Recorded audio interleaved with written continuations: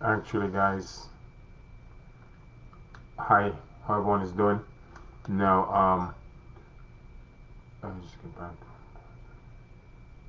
Okay, just got a message.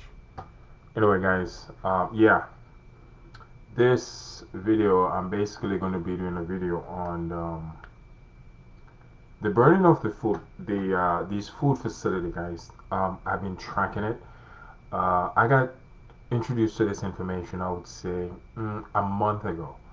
I didn't mention it too much because I didn't want to look too far into it. I really didn't want, even though I know these things were happening. It's one of those things where I didn't want to face. I was like, wow. I started thinking worst case scenario with these things, and I was like, okay. So I got introduced to it like a month ago. A friend of mine brought it to my attention, brought some information to my attention, and they want me to stay careful here. They wanted me to take a look at it and do, hey Nick, what do you think of this? And so I started looking at it. I was like, wow. And now, guys, just to let you know what's really, really going on, there is there's a lot of food facility here in the U.S. I'm not saying there's not a lot of them, all right. But when you slowly take out these chains of food processing plant, it's gonna cause ripple effect in the food supply chain, and it's already started.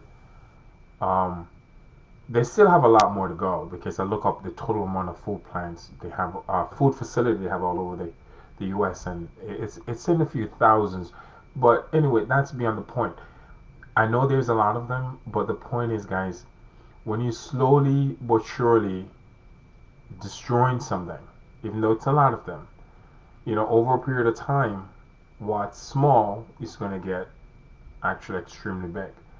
Um, So, and I know I shared a picture of when with the soil, the crops, and a few things, and I've been talking about it for a long time.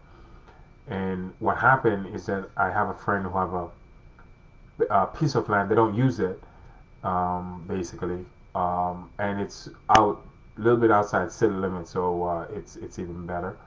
And I pitched him an idea. I was like, listen, can I put something on it? Whatever come forward, I split it with you. And they went for it. I'm like, sure.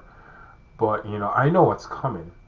So I'm just getting on board from now, and I'm also learning as much as I possibly can.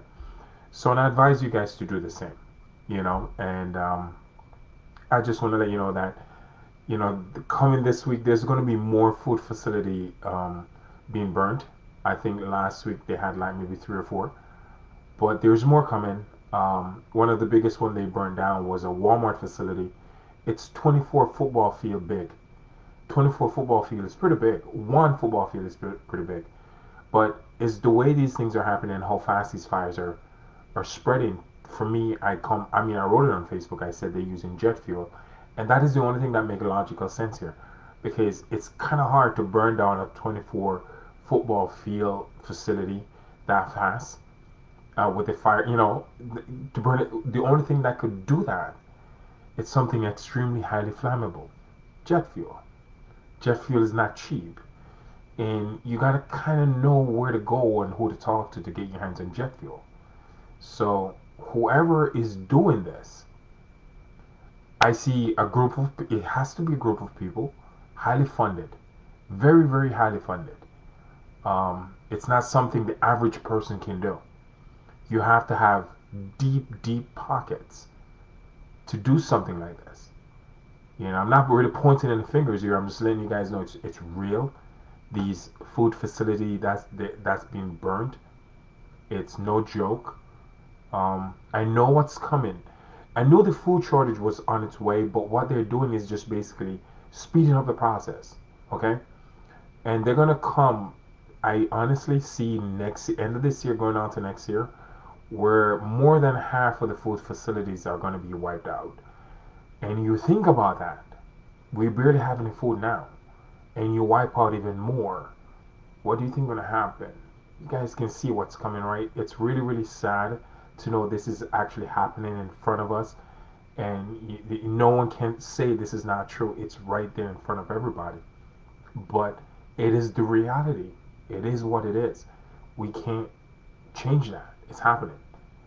Um, the best advice I can give people is to be proactive, saving up, stacking up of your food, and learn to create food. Even better, learn to create food from the soil to the table. If you have that, you're at that point fully sufficient. You're self-sufficient at that point. So it's a direction where I want to steer people into. I would advise you guys, if you have this space, if you guys want to start a garden, I advise that you do it as quick as possible. Um, I would suggest you start today. But and if you know somebody who can, you could share doing something with, reach out to them, share your concerns. Maybe you're in an area where you can't have a garden. For example, me. So what I did, I reached out to a friend who have a piece of land, which where we can have something there as a backup worst case scenario. And I know it's coming. Okay, so you guys have to start being proactive. This is a time when we all need to work together. But to work together with somebody, you have to have somebody on the same page as you, the same like mind as you. Because if you're seeing something and they're not seeing good luck, motivating him or her to do it with you, they're not going to do it. You're going to be doing all the work. And so it's good to start surrounding yourself with like-minded people, guys. There is a food shortage coming. I am still getting more information is coming. I'm still finding more information. It's mind-boggling. I just want to do this video to make you guys aware that it is real, and whatever is happening, I don't know who's doing it. I really don't. But I know for a fact whatever fuel they're using is highly flammable, and I'm going to lean towards jet fuel. And for example, I have a friend of mine who have a business that he worked on private jets. That's his job. It's really one of my closest friends. So I called him yesterday. I was like, listen, I started asking him information on jet fuel, how easy it is to get their hands on jet fuel and so forth. And it's not that easy. You have to already be into the business to do stuff like that. You got to know where to go and who to get it from. And you have to have a license to get these things. So I know for a fact whoever's doing it, it's not the average individual is doing these things. So I just want to put this information out there. As I said, I'm not pointing fingers. I'm just seeing the facts for what it is. I'm reading the information, and I just want to share it with you guys to let you know that it's not going to stop because it's highly funded. This is someone with deep pockets doing this. Okay? So if you think, oh, they may, no, it's not. The intention, as far as I can see, the trend is to burn every single food facility here in the US. Burn it down.